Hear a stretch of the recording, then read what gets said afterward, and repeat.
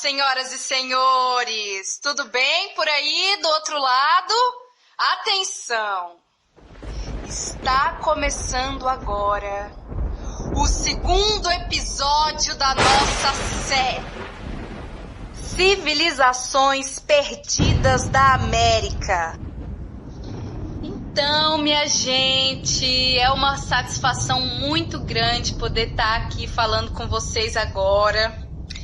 Semana passada, nós fizemos um mergulho floresta adentro para conhecer a civilização maia, correto? Então agora, aperte aí os cadarços do seu sapato que nós estamos subindo a montanha, senhoras e senhores. Mais precisamente, estamos subindo a Cordilheira dos Andes para desfrutar dos mistérios da civilização Inca. Inclusive, hoje nós temos um convidado especial na nossa aula, que virá em breve nos falar sobre a Cordilheira dos Andes. Mas vamos aqui ao Império Inca, né?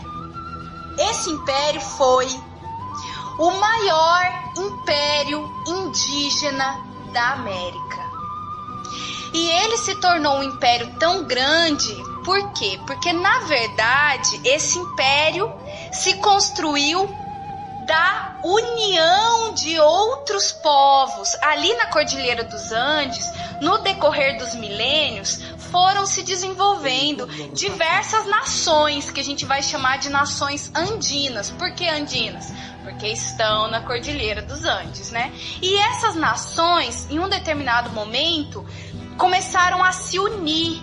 E essa união foi que gerou a grandiosidade cultural, científica, política, ideológica e religiosa do povo Inca, pessoal. Então, já que nós estamos falando de ciência, eu gosto de falar sobre os avanços tecnológicos que essas civilizações conseguiram desenvolver. E para mim, a grande descoberta do povo Inca foi definitivamente a agricultura. Por quê, pessoal? Me fala uma coisa. Se você não se alimentar, você vive? Não vive, né, pessoal? Nenhuma civilização pode se organizar sem que haja alimento para que todas as pessoas possam viver com saúde, com plenitude. Então, os Incas, no alto da montanha, um clima desértico, difícil de fazer a plantação pegar, viu? Mas eles conseguiram. Como? Tecnologia. Eles desenvolveram um sistema de cultivo de terraço. Terraço, fazendo com que um canteiro tivesse sempre acima do outro. Um canteiro sempre acima do outro. Dessa forma, eles faziam canaletas de pedra e quando a água da chuva vinha, ela escorria por essas canaletas e molhava toda a plantação. Vocês entenderam? Eles captavam a água da chuva para fazer com que a plantação rendesse mais. E outra coisa muito importante para alimentar toda essa população que eles faziam eram celeiros. O que é um celeiro? Celeiro é um lugar, um espaço aonde dá pra gente guardar o alimento. Por quê, pessoal? Era assim, eles plantavam, colhiam, guardavam tudo que foi colhido no celeiro e aí, depois de contabilizar tudo que foi colhido e contabilizar quantas pessoas tinham em cada província, aí sim eles dividiam aquele alimento por família, de forma que ninguém ficasse sem o alimento. Isso aí pra mim é revolucionário, né, gente? Porque hoje em dia um dos maiores problemas sociais do mundo é a fome, né? Então, se a gente seguisse o exemplo do povo Inca, pois então vamos seguir adiante. Outra grande tecnologia do povo inca era a engenharia de construção, pessoal. As construções, eles faziam lá no alto da montanha grandes construções de pedra. E o que mais chamava atenção é que essas pedras eram polidas e cortadas de maneira a encaixar uma perfeitamente com a outra. E ficava tão firme, tão firme, tão firme, que até hoje está lá, né, galera? É uma região que tem bastante terremoto, abalos sísmicos, e ainda assim as construções estão lá. Por isso até que na região do Peru ali tem uma cidade chamada Machu Picchu. É cartão postal, a turistada toda vai lá tirar foto para ver as ruínas de Machu Picchu, porque tá tudo lá até hoje, a civilização ruiu, e nós vamos conversar também porque que essa civilização ruiu, coisa muito séria, né? Inclusive já dá pra gente começar a falar aqui que é o seguinte: a gente chama os incas de incas porque esse foi o nome que os espanhóis que chegaram e encontraram os incas chamavam eles de incas. Mas, na verdade, eles mesmos não se chamavam de incas. Eles se chamavam de Tawantinsuyu. Ou seja, essa palavra no idioma quechua, que é o idioma do povo inca, significa as 4 regiões, os 4 cantos. Então, eles organizaram a sociedade deles e dividiam esse território em 4 partes. Daí vinha toda a organização desse império. Por que então que a gente chama eles de incas? Aí é que tá. Inca é uma palavra também em quechua que significa filho do sol. Nós chamamos eles de incas porque eles tinham sempre um imperador. E esse imperador se chamava Sapa Inca. Sapa Inca era o título do imperador. Os espanhóis chegaram e rapidamente eles conseguiram falar aí com esse tal poderoso chefão que era o Sapa Inca. Daí então eles escreveram lá nos papéis de europeu deles que aquela civilização era Inca. Vocês estão entendendo como é que a colonização vai apagando a história? Pois é, então agora nós vamos ficar sabendo sobre a Cordilheira dos Andes e logo mais eu volto pra gente falar sobre cultura, arte e religião do povo inca. Os Andes formam uma paisagem clássica com suas montanhas cobertas de neve e seus vulcões expelindo fumaça. A cordilheira estende-se da costa norte da Venezuela até a parte chilena da extremidade da Terra do Fogo. Alguns dos picos mais altos do mundo são encontrados aqui. No meio dos Andes, a atividade vulcânica antiga formou planícies desérticas enormes. Estes planaltos de altitude elevada estão cerca de 4.900 metros acima do nível do mar. Os dias são escaldantes e as noites cruelmente frias. O lago mais elevado do planeta, o Titicaca, é encontrado aqui e é lar de alguns dos animais mais estranhos e raros do mundo. As encostas dos Andes são cobertas por densas florestas de nuvens, o habitat de maior biodiversidade da Terra.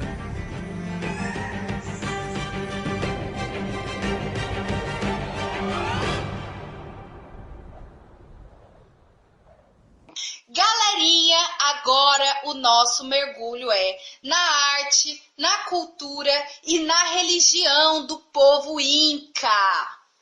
A sociedade inca tinha 3 leis básicas. Se você seguisse essas 3 leis, você seria um legítimo e honrado cidadão inca. Que leis eram essas? Primeiro, não roubar. Segundo, não mentir. E terceiro, não ser preguiçoso. Essa era a básica da moral e da ética do povo inca. E a arte, né? Aqui nossa querida estrela, a arte, está muito, muito, muito ligada à religião. Por quê, pessoal? Quem pagava, quem financiava a arte era o imperador. Lembra o Sapa Inca todo-poderoso? Pois então, esse imperador era imperador por quê? Porque se acreditava que ele era filho dos deuses, mais precisamente, ele era filho do deus Sol.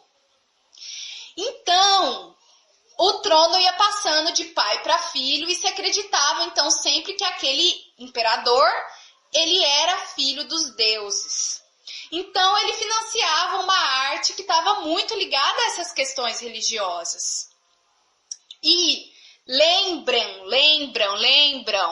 que a civilização inca se formou da união de vários povos que já estavam ali. Então, cada povo desenvolveu as suas técnicas de arte. E quando eles se uniram, isso se transformou num incrível conjunto de técnicas inovadoras, porque eles foram aprendendo uns com os outros e criando novas maneiras de fazer arte. Então, eu vou destacar aqui, primeiro, a cerâmica. A gente já tinha falado da cerâmica lá nos maias. Aqui nos incas, cerâmica. Amassa o barro, molda e queima para ficar firminho. Depois pinta. Eles pintavam as cerâmicas principalmente com formas geométricas. E aí uma coisa interessante sobre a cerâmica é que ela era dividida em dois tipos. Tinha uma cerâmica que era utilitária e que servia para estar dentro da casa das pessoas, para ser utilizado de utensílio doméstico mesmo, pratos, copos, por exemplo, que as pessoas usavam no cotidiano. E um outro tipo mais especial de cerâmica, que se chamava cerâmica cerimonial. Ela era utilizada nos processos cerimoniais, religiosos, rituais, pessoal. Os tecidos, sim, eles criavam tecidos. Os tecidos, eles também tinham essa mesma divisão. Tinha aquele tecido que era criado para vestir as pessoas, né? Até porque é muito frio em cima da montanha. E o outro tipo de tecido que era utilizado para criar as roupas dos sacerdotes, para serem utilizadas nos momentos de cerimônia. Que tecidos eram esses? Como que eles eram feitos? Eram feitos de lã, pessoal. Lá em cima da montanha tem um animal chamado lhama. É como se fosse uma ovelha, só que um pouco maior. E ela gera também uma lã. Eles pegavam essas lãs, tingiam e produziam roupas muito coloridas, também com motivos geométricos, né? E aí a gente já pode ir para o lado da escultura. Eles foram grandes mestres da escultura, até hoje são. E a gente percebe o seguinte, basicamente eles tinham dois tipos de tema para a escultura deles. Uma delas era a escultura de pessoas e a outra delas era a escultura de animais, de diversos tamanhos, desde miniaturas até grandes esculturas que se acoplavam ali aos templos. O que chama atenção na escultura eram os materiais que eles usavam. Madeira e pedra eles usavam e muitos outros povos usavam. Mas os incas dominavam a arte do ouro e da prata, minérios encontrados assim, em abundância naquela região. Isso nos puxa para uma outra forma de arte, que é a joalheria, produção de joias. Eles fundiam metais, né? Então, com metal fundido, eles produziam desde ferramentas para o cultivo, até com o ouro e com a prata, eles faziam joias. Para que serviam essas joias? Oferendas aos deuses. Não havia outra razão pela qual eles estivessem trabalhando com esses metais, que eram metais nobres, né? O que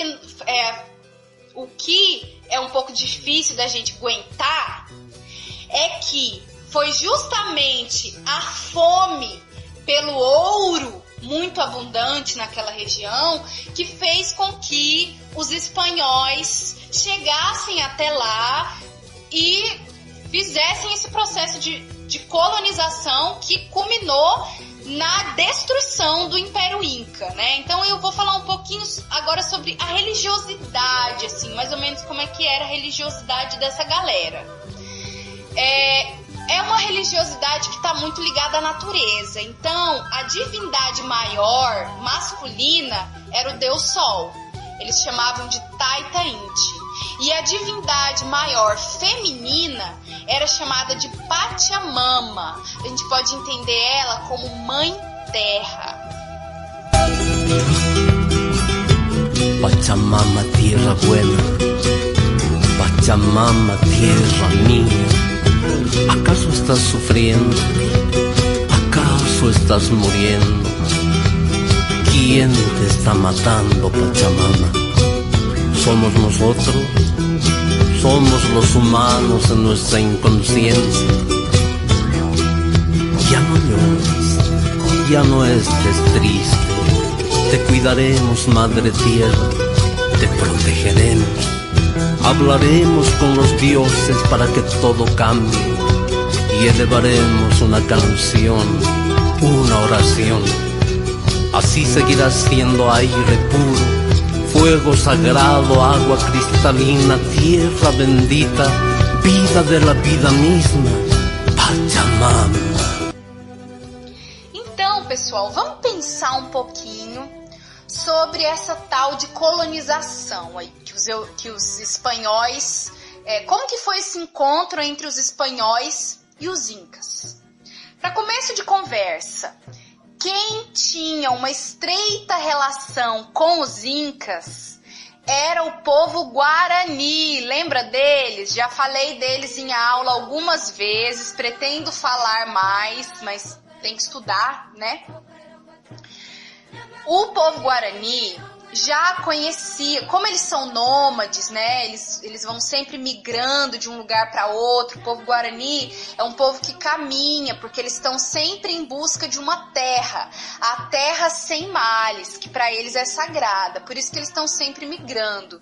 E nessas migrações, já há muito tempo eles tinham encontrado o Império Inca e eles desenvolveram assim estradas que levavam de Santa Catarina até o alto ali das montanhas, onde está o Peru ali, a cidade de Machu Picchu, aonde já há muito tempo eles tinham trocas, inclusive dos Guarani estarem levando a erva mate para os incas e trazendo de volta para cá a erva que eles têm lá, que é a coca, que é uma erva mascada, né?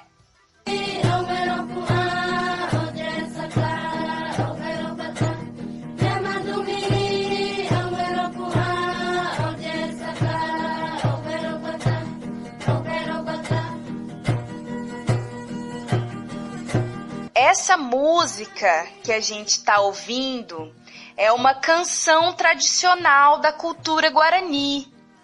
Traduzindo do idioma Guarani para o português, ficaria mais ou menos assim: o Pai Sol Sagrado, quando se move para nos levantar, ficamos todos alegres. Quando eles cantam o Pai Sol Sagrado, isso não te lembra o Taita Inti, lá dos Incas, o Deus Sol? Ainda que não seja o mesmo sistema de crenças, a gente percebe uma semelhança nesses símbolos culturais. Beleza.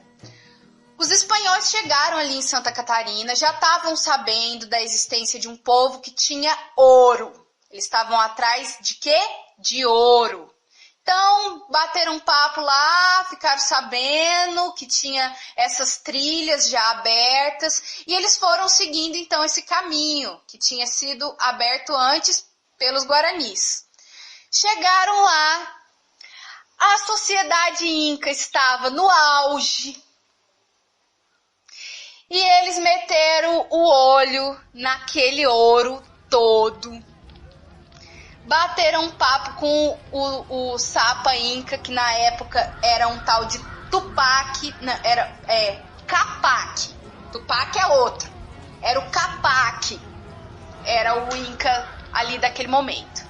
E aí, assim que eles chegaram, a civilização Inca, o povo, começou a sofrer de doenças, principalmente varíola e gripe. Porque são doenças que vêm lá da Europa e que a galera aqui da América não tinha não tinha medicina suficiente para lidar com essas doenças que vinham de longe. Então a galera já começou a morrer em peso. Isso aí, quando começa a morrer muita gente, a gente chama isso de genocídio, tá? E aí, o que aconteceu? Esse imperador Capac morreu. De quê? Varíola. E o filho mais velho dele morreu. De quê? Varíola. O que isso gerou? Isso gerou uma guerra. Porque aí quem é que ia subir ao trono? Então começou uma guerra entre os dois outros filhos do Capac. Eram o Atahualpa e o Uscar. Então essa guerra entre os dois fragilizou o império, né? Claro, é sempre assim, dividir para conquistar, né? Então, o que os espanhóis fizeram? A essa altura do campeonato, eles conseguiram chegar aqui com exército, né? Bala, arma de fogo. Galera aqui não tinha arma de fogo. Os europeus é que vieram com a pólvora. E aí, eles dominaram. Mataram o Atahualpa.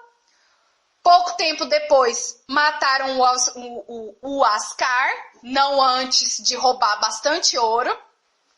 E aí, a população acabou se rendendo à dominação espanhola por falta de líderes. Claro que houveram focos de resistência, e até hoje há. Por quê? Porque lá em cima da montanha, na Cordilheira dos Andes, até hoje existem essas culturas. Até hoje as pessoas estão tentando levar adiante esse saber, esse conhecimento, essa cultura e essa forma de vida, de geração em geração. E ainda hoje, principalmente ali no Peru, ali no Chile, os povos indígenas, eles vão com guerrilha contra o Estado, porque o Estado quer destruir a forma de vida deles e eles não querem aceitar. Vocês sabem que o nosso povo, né, o povo aqui da América, nosso povo, nós somos latino-americanos, né, e esse povo aqui é um povo muito guerreiro, né, pessoal? Então eu queria só estar lembrando isso aí, né, pra gente fortalecer o nosso coração para tudo que a gente tem vivido, ter muita fé que tudo vai dar certo. Espero que vocês tenham gostado de conhecer os mistérios do povo Inca. E semana que vem nós vamos conhecer os astecas. Estou querendo convidar uma amiga minha, não sei se ela vai topar.